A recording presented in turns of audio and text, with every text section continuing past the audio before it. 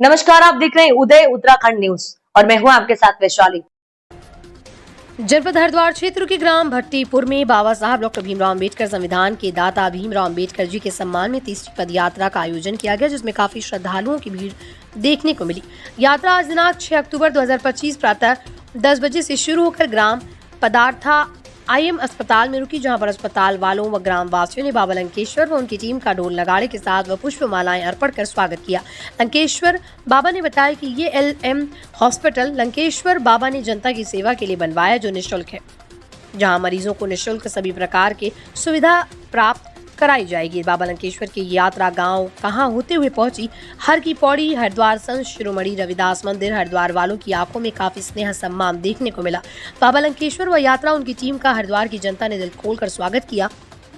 लंकेश्वर बाबा ने कहा, ये यात्रा बाबा साहब डॉक्टर भीमराव अम्बेडकर सम्मान में तीसरी पैदल यात्रा है। बाबा लंकेश्वर ने यह भी कहा कि ये यात्रा का आज शुभारंभ हो चुका है।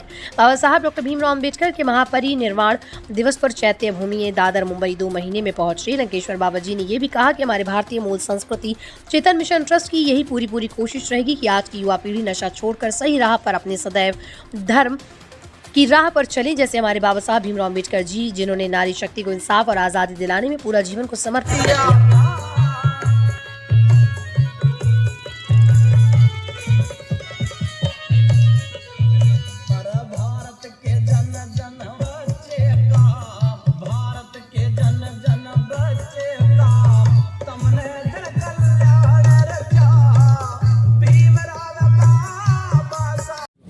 कर लो भाई सवाल। बाबा जी, आपका नाम? मेरा नाम लंकेश्वर बाबा, राष्ट्रीय अध्यक्ष भारतीय मूल संस्कृति चेतना मिशन। जी बाबा जी, ये जो आपकी आज प्रोग्राम रखा है, ये किस उपलक्ष्य में रखा है और ये कहां से कहां तक है? ये प्रोग्राम 2023 से चल रहा है और 2023 में इसकी शुरुआत की गई थी और ये प्रोग्राम आपका यहाँ भट्टीपुर से लेकर मुंबई तक रहेगा। और ये यात्रा है संविधान बचाओ सम्मान बचाओ डॉक्टर बाबा साहब भीमराव अम्बेडकर पैदल श्रद्धांजलि यात्रा है। बाबा जी, इसका उद्देश्य क्या है?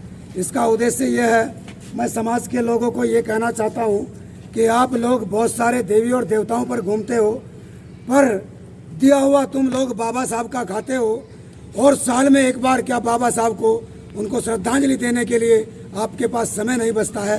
तो ये जो लोग बाबा साहब के साथ बेईमानी करते हैं, मैं इन लोगों को ये समझाना चाहता हूँ कि आप लोग भी साल में एक बार डॉक्टर बाबा साहब भीमराव अम्बेडकर को कम से कम अपने घर पर श्रद्धांजलि दें। आप पैदल नहीं जा सकते, मैं पैदल जा रहा हूँ, आप गाड़ी से जाएं, ट्रेन से जाएं, एरोप्लेन से जाएं, पर साल में एक बार बाबा साहब अम्बेडकर की समाधि स्थल पर जाकर उनको श्रद्धांजलि देने का काम करें। युवा पीढ़ी को क्या कहेंगे बाबा भीमराव अम्बेडकर के बारे में? मैं युवा पीढ़ी को एक बात कहना चाहता हूँ कि जो आज इस समाज की युवा पीढ़ी है वो नशे में विलिप्त हो गई है और आलतू फालतू जगह में घूमती रहती है। विचारधारा महापुरुषों की उनके अंदर नहीं है, महापुरुषों की विचारधारा से भटक रहे हैं लोग। तो हम लोगों को, इस समाज के लोगों को सबसे पहले महापुरुषों की विचारधारा को जानना होगा। बाबा साहब के जो विचारधारा है उसको फॉलो करना होगा।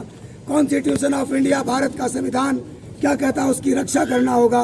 उसके अंदर आए दिन संशोधन हो रहे हैं, इसके लिए भी इस युवाओं को जागना होगा।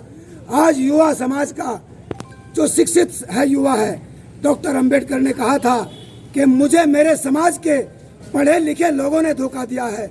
आज भी वही पढ़ा लिखा समाज बाबा साहब के मूवमेंट को धोखा देने का काम कर रहा है। धन्यवाद।